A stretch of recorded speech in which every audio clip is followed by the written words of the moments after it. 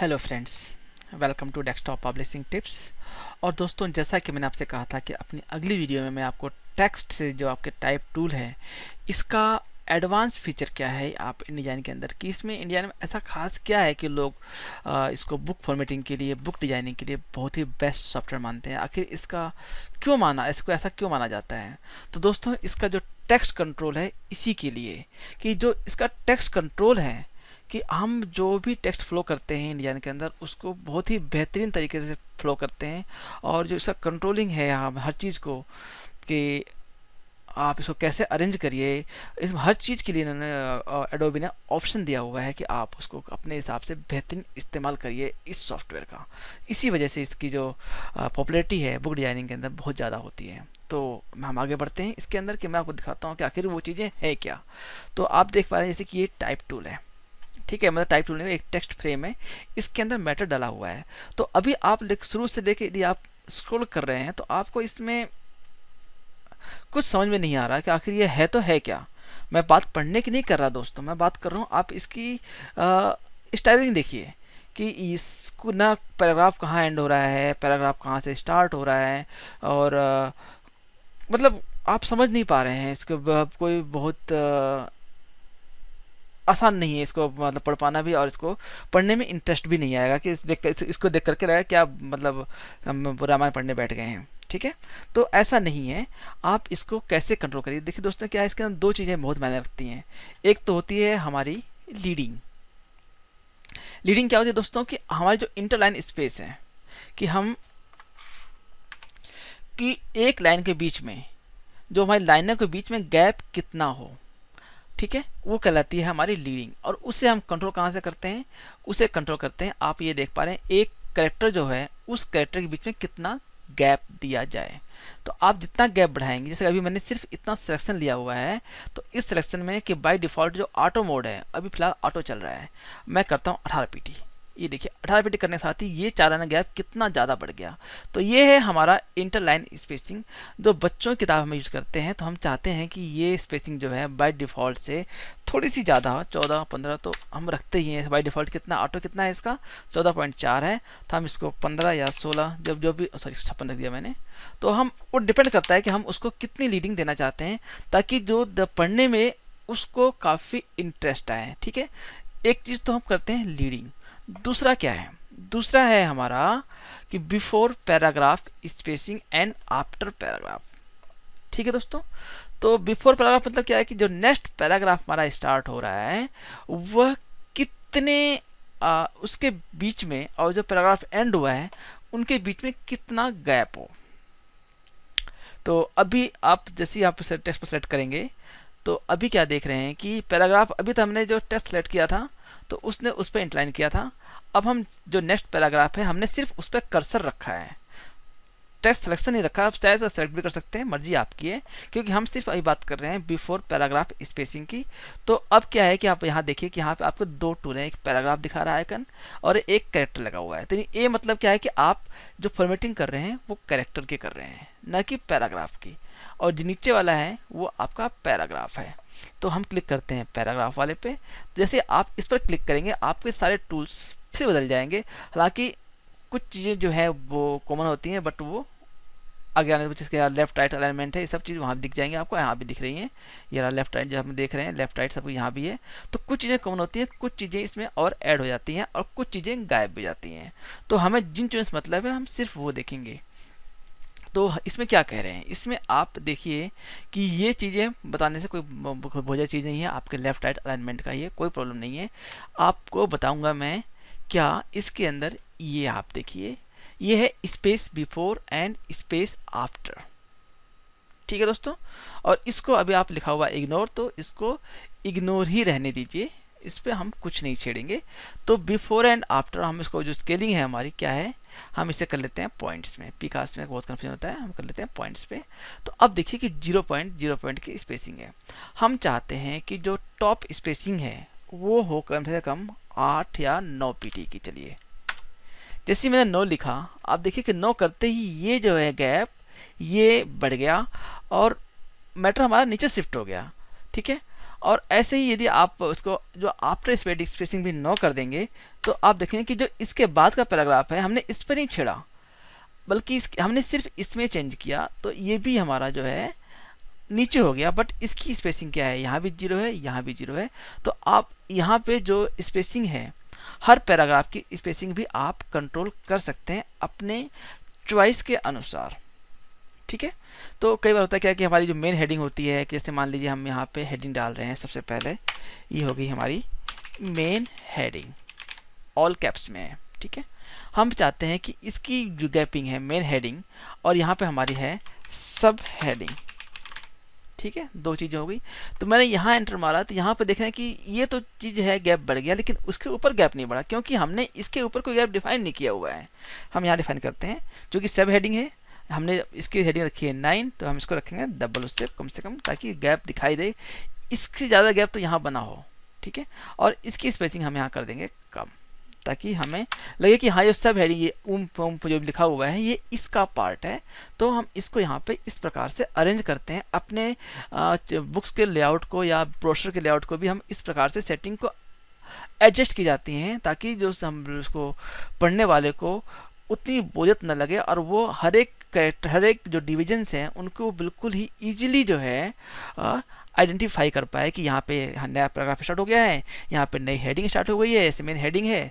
आप कैरेक्टर में इसकी हेडिंग को थोड़ा सा बड़ा भी कर सकते हैं, 18 पीटी कर लिया, सो दैट कि हम इसमें एक इजीली एक जो डिफ्रेंशिएट कर पाएँ कि कौन सा चीज़ क्या है। तो अब इसके बाद दोस्तों इसमें और चीज़ देखिए, इसके बाद आप यहाँ देख रहे हैं कि ये ऑल कैप्स है, बताने की कोई जरूरत नहीं है कि क्या करता क्या होगा। ये टेक्स्ट को ऑल कैप कर देता है, इरिस्पेक्टिव जो कि हमने क्या कुछ भी किसी भी वर्ड में टाइप किया हो, ऑल कैप है। ये आपका सुपर स्क्रिप्ट है, सब स्क्रिप्ट है, ये स्मॉल कैप्स है, अंडरलाइन है और स्ट्रेक थ्रू है। तो इसमें आपको ऐसा कुछ बताने की ज़रूरत नहीं है, आप इसको इजीली अंडरस्टैंड कर सकते हैं।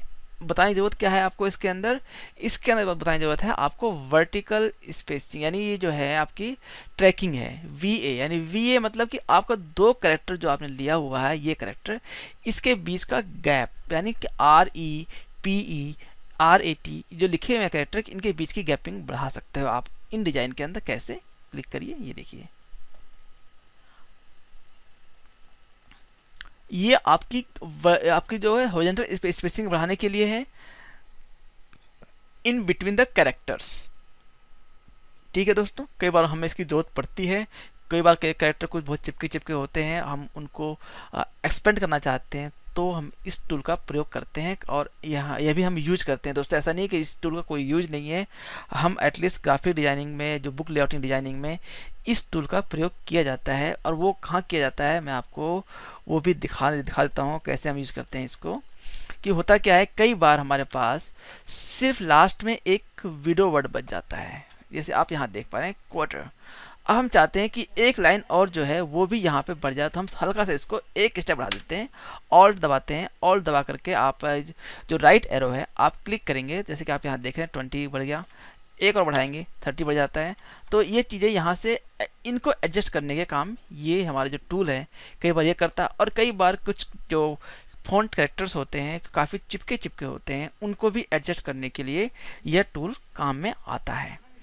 ठीक है, अब ये तो स्पेसिंग हमने बढ़ाया, तो क्या हम इसी टूल का प्रयोग करके स्पेसिंग कम भी कर सकते हैं? बिल्कुल कम कर सकते हैं। जैसे कि अब आप यहाँ पे आइए, अभी हमने क्योंकि बीच में 20 लगा हुआ है, बाकी यहाँ 0 हम 0 कर लेते हैं और इसको हम जो लेफ्ट एरो क्लिक करेंगे ऑल्ट दबा करके, तो ये जो है आप सॉरी अभी हो क्यों गया, कुछ गड़बड़ हुई है, नहीं तो ये भी चीज़ें, ये देखिए -40 -10, तो ये भी चीज़ें यहाँ पे ये बदलती हैं अपने आप। अब देखिए नीचे एक क्वार्टर, नीचे हमारा था क्वार्टर, अब यह क्वार्टर जो है ऊपर हमारा एडजस्ट हो गया है और मैटर ज़्यादा दबा हुआ है, तो हम इसको -20 नहीं करते हैं, -10 से ज़्यादा ऊपर नहीं करते हैं। इससे -10 ऊपर करने पे चीज़ें हमारी जो है कैरेक्टर ख़राब दिखते हैं, और -10 जो है वो प्रिंट में बहुत ही नेग्लिजिबल होता है, कुछ आपको दिखाई नहीं देता है कि कितना डिफ्रेंशिएट आया है। ठीक है, तो एक टूल आपका मैंने बता दिया, आपका टूल की आप स्पेसिंग किस प्रकार से कंट्रोल कर सकते हैं। और इसके बाद दोस्तों आप ये देखिए कि ये आपका टेक्स्ट स्केलिंग के लिए है कि आप टेक्स्ट को जो है आप वर्टिकल खींच सकते हैं। मतलब खींचना मतलब क्या हुआ कि एक मान लीजिए हेडिंग बनाया था मैंने यहाँ पे, तो आप इसको जिस तरीके से इस प्रकार से खींच रहे हैं, ट्रांसफॉर्मेशन जो है आपने इसके ट्रांसफॉर्मेशन ही किया है, बट ये मैनुअल ट्रांसफॉर्मेशन है। लेकिन इसमें करने पर क्या होता है कि आपको जो टेक्स्ट है उसी टेक्स्ट फ्रेम के अंदर ही आपका जो टेक्स्ट फ्रेम नहीं एक्सपेंड नहीं होता, बल्कि आपका जो टेक्स्ट है सिर्फ उसकी हाइट इंक्रीज होती है, जैसे कि आप यहाँ पे प्रीव्यू में देख पा रहे हैं। ये देखिए, मैं जितना बढ़ाऊंगा ये उतना बढ़ता चला जाएगा। इसको हम कम भी कर सकते हैं, एक्चुअल टेक्स्ट के हिसाब से कम हो गई। और बाकी जो टेक्स्ट टाइप करेंगे, जैसे कि यहाँ पे हमने सबको बता दिया, 0 कर लेते हैं, तो बाकी चीज़ें जो है वो उसके अनुसार जो है वो चेंज नहीं होंगे। हम यहाँ आगे बढ़ के काम अपना कर सकते हैं, जैसे भी काम करना चाह रहे हैं। ठीक है, तो अभी क्या हुआ था कि आपने देखा कि यहाँ पे मैटर मेरा दब गया यहाँ पे, तो कंट्रोल ऑल्ट और सी दबाएंगे तो ये जो है टेक्स्ट फ्रेम अपने आप ही यहाँ पे आगे खुल जाता है। तो ये शॉर्टकट कमांड है आपको टेक्स्ट फ्रेम खोलने के लिए। यदि आपका मैटर जो है ओवरफ्लो हो रहा है और दबा हुआ है, तो आप माउस का प्रयोग नहीं करना चाहते हैं, जैसे कि माउस का प्रयोग करके आप इसको आप खींचेंगे या एक नया फ्रेम बनाएंगे तो होता है। यदि आप इसी फ्रेम को चाहते हैं एक्सपेंड करना, तो कंट्रोल ऑल्ट और सी दबाइए, आपका फ्रेम जो है एक्सपेंड हो जाता है। ठीक है दोस्तों, ये आपके लिए एक शॉर्टकट की है, शॉर्टकट कमांड है, एक टिप है। जैसे कि मैंने आपसे पहले बताया था कि बीच बीच में आपको छोटी छोटी टिप देता रहूँगा। ठीक है, अब इसके बाद दोस्तों इसमें एक चीज़ और आती है। एक चीज़ और क्या है मैं आपको बताता हूँ। इसको वापस हम अंडू कर लेते हैं। फॉर इंस्टेंट क्या है, तो कुछ भी था 0, इसको वापस उठाकर हमने यहाँ पे 100% कर लिया। अब दोस्तों यहाँ पे मैं क्या करता हूँ, एक बनाता हूँ गाइडलाइन। गाइडलाइन कैसे बनाते हैं, आप जैसे सभी सॉफ्टवेयर्स में आप रूलर पकड़िए, रूलर पर ड्रैग एंड ड्रॉप करिए तो एक गाइडलाइन यहाँ बन जाती है। तो अब ये गाइडलाइन क्या है दोस्तों, ये गाइडलाइन मेरे टेक्स्ट की जो बॉटम लाइन है जिसे हम कहते हैं बेस लाइन।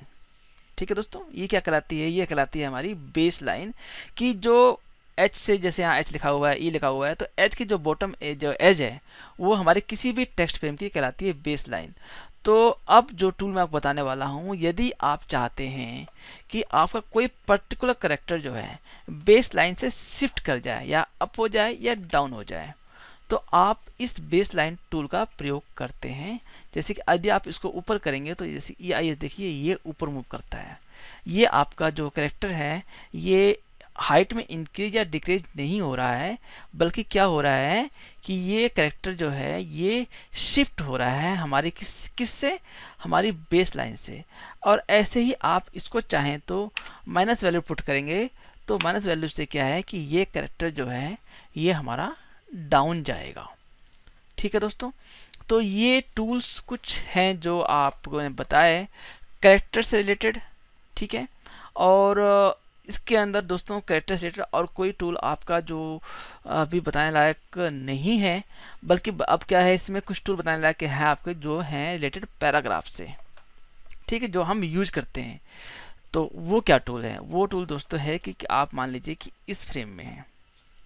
ठीक है, हम इसको थोड़ा सा क्या करते हैं, वापस आते हैं पैराग्राफ पे। ये हमारा पैराग्राफ टूल आ गया।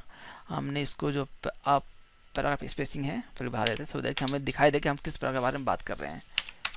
हम इसके बारे में बात कर रहे हैं, इस पैराग्राफ के बारे में।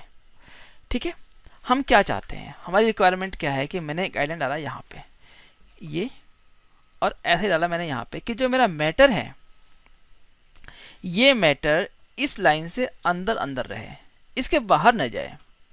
ठीक है दोस्तों, समझ रहे हैं ना। तो अब क्या है, इसके लिए दोस्तों हमारे पास भी एक टूल है पैराग्राफ के लिए कंट्रोल करने के लिए भी। वो क्या है, वो है आपका दोस्तों लेफ्ट इंडेंट। यानी कि हम किसी भी टेक्स्ट को जो है उसको इंडेंट कर सकते हैं। वो कैसे कि आपने मान लीजिए कि ये गैप हमारा कितना है, हम पता लगाना चाहते हैं। चलिए वो बाद में पता लगा लेंगे कितना गैप है, कोई बात नहीं, कर पता लगा लेते हैं। यहाँ पे हम ड्रॉ करते हैं एक रेक्टेंगल, और यहाँ देखिए कि ये गैप हमारा है विथ 41.25 pt का कॉपी कर लिया। ठीक है, सो सिंपल, डिलीट किया हमने इस फ्रेम को, नॉट रिक्वायर्ड। और इस टेक्स्ट फ्रेम पे गए, हम सेलेक्ट कर लेते हैं, और लेने के बाद हम यहाँ डालते हैं कि ये हमारा क्या है, लेफ्ट इंडेंट। पेस्ट किया, ये देखिए अब ये हमारा गैप बिल्कुल है कि जो लाइन हमने ड्रॉ की उस लाइन से बाहर नहीं जाएगा, जबकि जो टेक्स्ट फ्रेम हमारा है वो बिल्कुल एज टू एज है और विद इन द फ्रेम रहेगा। ये फ्रेम से बाहर भी नहीं जाएगा और फ्रेम के साथ भी अटैच भी रहेगा, लेकिन इसकी जो अलाइनमेंट है वो अलाइनमेंट हमारी जो है, जो हमने गाइडलाइन ड्रॉ कर रखी है उसके साथ रहेगी लेफ्ट वाले की, और हम चाहते हैं जो राइट वाला है उसकी भी ऐसी रहे। तो जरूरी नहीं दोस्तों कि आपको टेक्स्ट को पूरा सेलेक्ट करना है, आप सिर्फ उस फ्रेम में रहना है। मतलब कि आप मतलब कि जो हम पैराग्राफ की जो टूल है, तो यदि आप उस पैराग्राफ के अंदर हैं तो उस पूरे पैराग्राफ के पे ये सारी जो प्रॉपर्टीज़ हैं ये काम करेंगे। और कैरेक्टर क्या है कि जितना टूल सेलेक्ट होता है सिर्फ उतने पे काम करता है। बहुत डिफरेंस दोनों में दोस्तों, कैरेक्टर स्टाइलिंग में और पैराग्राफ स्टाइलिंग में यही डिफरेंस है कि कैरेक्टर स्टाइलिंग जो है पर्टिकुलर कैरेक्टर पे काम करता है और जो पैराग्राफ स्टाइलिंग है पूरे के पूरे टेक्स्ट पे काम करती है। ठीक है, तो अब हम आते हैं राइट साइड वाले पे भी, हम इसको यूज करते हैं मैनुअली बढ़ाते हैं। ये देखिए, तो जैसे जैसे आप इसको बढ़ाते रहेंगे तो आपका जो राइट साइड वाला फ्रेम है, जो टेक्स्ट है वो अंदर भागता जाएगा, क्योंकि हमने यहाँ पे बढ़ा रहे हैं, यहाँ भी 40 जितना कर दिया 50 पीटी कर लिया, अब सारा टेक्स्ट जो है अंदर आ गया। ठीक है, अब यहाँ पर मैं एक चीज़ और चाहता हूँ। अब ये क्या है, ये पैराग्राफ तो नहीं है, सिंगल लाइन है, लेकिन जैसे नीचे वाला पैराग्राफ है, मैं चाहता हूँ कि सिर्फ फर्स्ट लाइन जो है वो मेरी इंडेंट हो, बाकी पैराग्राफ ना हो। ठीक है दोस्तों, बहुत इजी है। इसके बाद आप देखिए यहाँ पर कि जो है फर्स्ट लाइन लेफ्ट इंडेंट हम डालते हैं 45.25 पीटी, एंटर हमारा। ये देखिए कि वो सिर्फ कि जो फर्स्ट पैराग्राफ है वो इंडेंट होता है, बाकी चीज़ें इंडेंट नहीं होती हैं इसके अंदर। हमारे जो पैराग्राफ जो है हमने सेलेक्ट किया हुआ है उसके अंदर। तो इस तरीके से दोस्तों वो सारे चीज़ें जो पैराग्राफ आप यहाँ देख पा रहे हैं कि पर्टिकुलर उन्हीं स्टाइल्स पे काम करेगा जिन जिन पे हम इनको अप्लाई करना चाह रहे हैं। इसके बाद दोस्तों अब बाकी चीज़ें क्या हैं, ये चीज़ें हम आपको जो मेरा अगली वीडियोस आएंगी जिसमें हम एडवांस चीज़ों के बारे में बात करेंगे उसमें बताएंगे।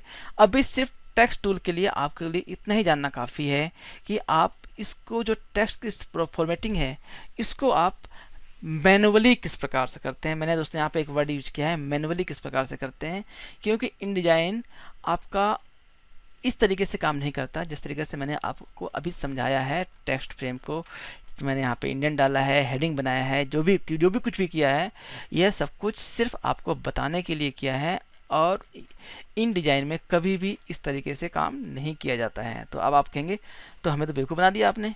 दोस्तों बिल्कुल बेवकूफ़ नहीं बनाया, कि ये तरीका है आपको सिर्फ सिखाने का। अब जो नेक्स्ट वीडियो होगी उसमें मैं आपको बताऊंगा कि तरीका आखिर होता क्या है कि आप इस टेक्स्ट को किस प्रकार से कंट्रोल करें। तो दोस्तों आप नेक्स्ट वीडियो का इंतज़ार करिए, जिससे मैं आपको इसके बारे में बहुत ही एक बेहतरीन टिप देने जा रहा हूं कि आप इसको किस प्रकार से यूज करेंगे InDesign के अंदर, जो इसका रियल तरीका है। ठीक है दोस्तों, तो ये वीडियो आपको फ़िलहाल कैसी लगी मुझे कमेंट के माध्यम से और अपने थॉट्स के माध्यम से दोस्तों वीडियो बताइएगा, और मेरी इस वीडियो को अपने दोस्तों के साथ शेयर करना भी नहीं भूलिएगा।